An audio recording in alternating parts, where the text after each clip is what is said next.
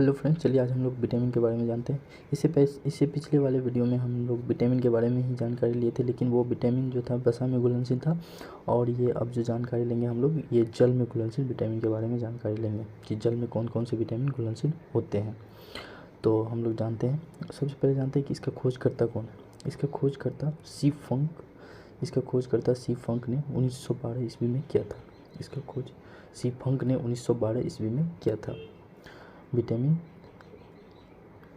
के बारे में। तो विटामिन बी कॉम्प्लेक्स में कौन कौन से विटामिन आते हैं इसके बारे में हम लोग जानते हैं। तो जैसे B1 आते हैं, B2 आते हैं, उसके बाद B3 आते हैं, फिर B5 आते हैं, B6 आते हैं, B7 आते हैं, B9 आते हैं और B12 आते हैं। ये सब बी कॉम्प्लेक्स में आते हैं। और एक तो विटामिन सी भी आते हैं जल में घुलनशील, इसे भी जल में घुलनशील माना जाता है। और इससे क्या फ़ायदा, क्या रोग होता है, इसके बारे में भी जानकारी ले लेते हैं। यह भी जल में घुलनशील विटामिन होता है, ये हम लोग जान लिए हैं। और इसके बारे में जानते हैं कि इससे क्या होता है। इसे एस्कर्बिक एसिड भी कहा जाता है। इसे एस्कर्बिक एसिड भी कहा जाता है। इसे एस्कर्बिक एसिड भी कहा जाता है। इससे कौन सा रोग होता है, ये भी जानते हैं। इससे एस्कर्बिक रोग होता है हमारे शरीर में, इसकी कमी से एस्कर्बिक रोग होता है।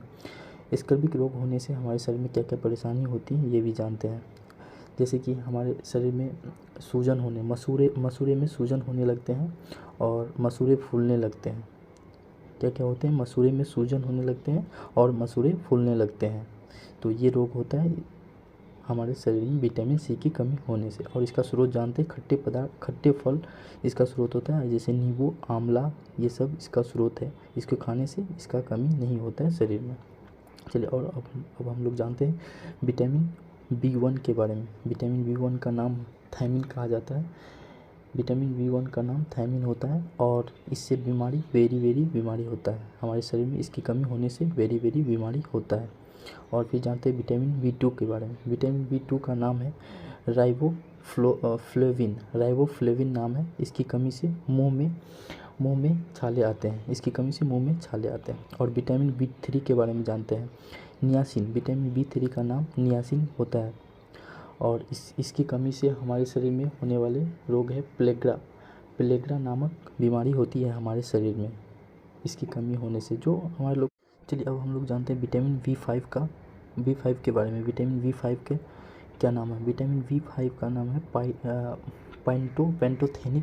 Pantothenic acid. विटामिन B को पेंटोथेनिक एसिड कहा जाता है।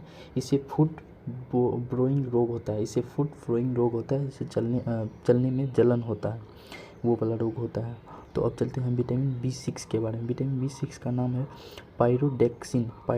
इसका B6 का नाम है पायरोडेक्सिन। विटामिन B6 का नाम पायरोडेक्सिन है। और इससे रोग होने वाली है एनीमिया। इससे रक्त की कमी महसूस होती है। ये एनीमिया रक्त की कमी को दर्शाता है कि हमारे शरीर में रक्त की कमी हो रही है ये रोग होने पर। और अब चलते हैं विटामिन B7 के बारे में जानते हैं। विटामिन B7 को क्या कहा जाता है। विटामिन B7 को बायोटीन कहा जाता है। विटामिन B7 का नाम बायोटीन होता है। ये भी एनीमिया को दर्शाता है। इससे भी रक्त की कमी होती है हमारे शरीर में, रक्त की कमी महसूस कराता है। फिर विटामिन B9 के बारे में जानते हैं। विटामिन B9 फॉलिक एसिड कहा जाता है। विटामिन B9 को फॉलिक एसिड कहा जाता है। इससे भी एनीमिया की कमी को दर्शाता है। एनीमिया रोग होता है जो रक्त अल्पता को दर्शाता है हमारे शरीर में, जैसे अब विटामिन B12 रह गया लास्ट में। विटामिन B12 के बारे में जान लेते हैं। विटामिन B12 का नाम है साइनोकोवालिन। विटामिन B12 का नाम है साइनोकोवालिन। इससे भी होने वाले रोग हमारे शरीर में एनीमिया ही होता है। इससे भी अल्प रक्त को दर्शाता है हमारे शरीर में, कि रक्त की कमी को दर्शाता है। जैसे हम लोग जानते हैं कि ये रोग होने से हम लोग के शरीर में रक्त की कमी होने